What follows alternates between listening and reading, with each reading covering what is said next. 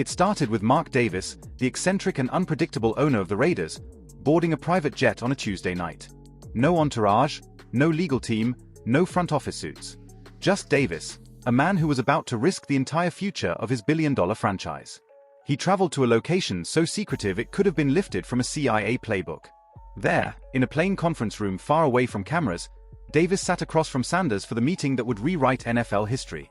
For 4 hours, Davis spoke not like a negotiator, but like a man laying out a vision for destiny.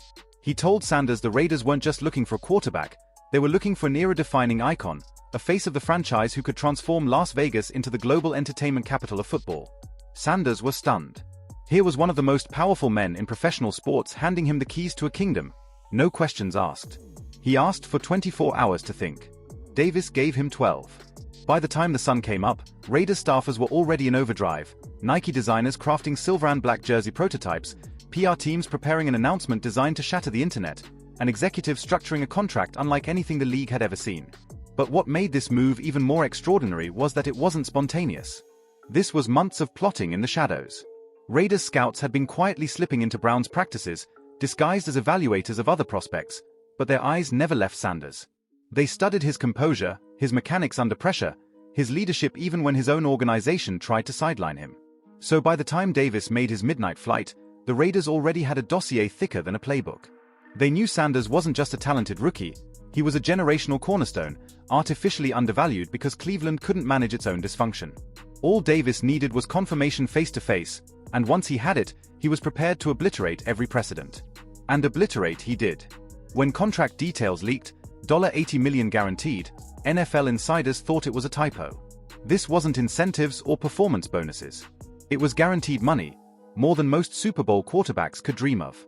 To put it in perspective, Joe Burrow, Lamar Jackson, and Josh Allen, all proven superstars, had massive deals, but Sanders' guarantee as a rookie dwarfed everything in scale and shock value.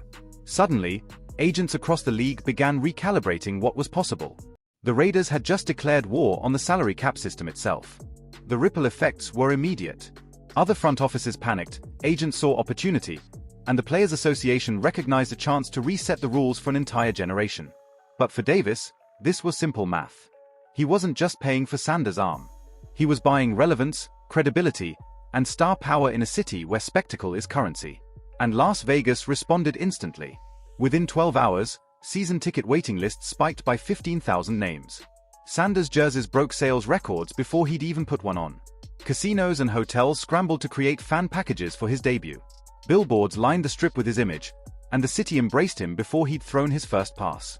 Raiders fans, long battered by years of dysfunction, wept tears of joy.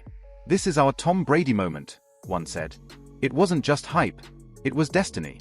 Cleveland, meanwhile, collapsed into chaos. The Browns believed their suspension of Sanders was temporary, a disciplinary move they could undo. But 2 hours before Davis' secret meeting, Cleveland's GM Andrew Berry received the call that would define his career: he's gone. No negotiation, no chance to salvage. He was simply gone. Inside the Browns facility, disbelief turned into devastation.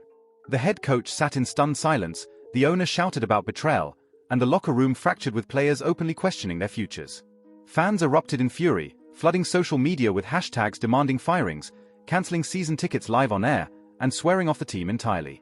One viral post summed it up: "We had the next Patrick Mahomes and gave him away because our coaches couldn't handle camp drama."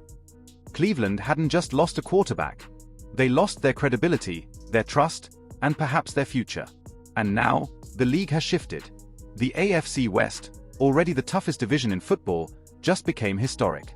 Sanders joins Patrick Mahomes, Justin Herbert, and Russell Wilson in a gauntlet of quarterback talent unmatched in NFL history.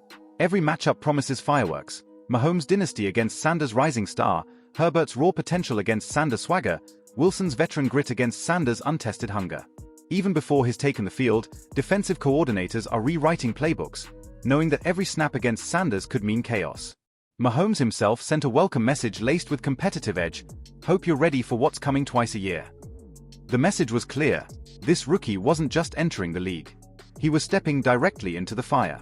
But behind Sanders' monumental leap stands the guiding hand of someone who knows the NFL like few ever have: his father, Deion coach Prime Sanders. Though silent publicly, Deion was instrumental behind the scenes, advising his son on legacy, market fit, and the importance of trusting an organization worthy of his talent. His influence tipped the scales toward Las Vegas, and his presence ensures Sanders isn't walking into this storm alone. What Davis bought wasn't just a quarterback. He bought a legacy in the making, a cultural force that could redefine how rookies approach their careers, how contracts are structured, and how franchises gamble on the future. The Browns thought they were disciplining a rookie. What they did was gift-wrap him for a rival that was willing to risk everything. The Raiders didn't just sign a quarterback. They detonated the old system, reshaped the economics of the league, and put Las Vegas at the epicenter of football's next era. And as the dust settles, one question remains. Was this the boldest masterstroke in NFL history or the riskiest gamble the league has ever seen? What do you think, Raider Nation and NFL fans? Did Mark Davis just crown the future face of football? Or has he rolled the dice on a gamble too wild to succeed? Drop your thoughts below. And if you're ready for more of these deep dives into the drama shaking the sports world, make sure to like this video, subscribe to the channel, and join the conversation.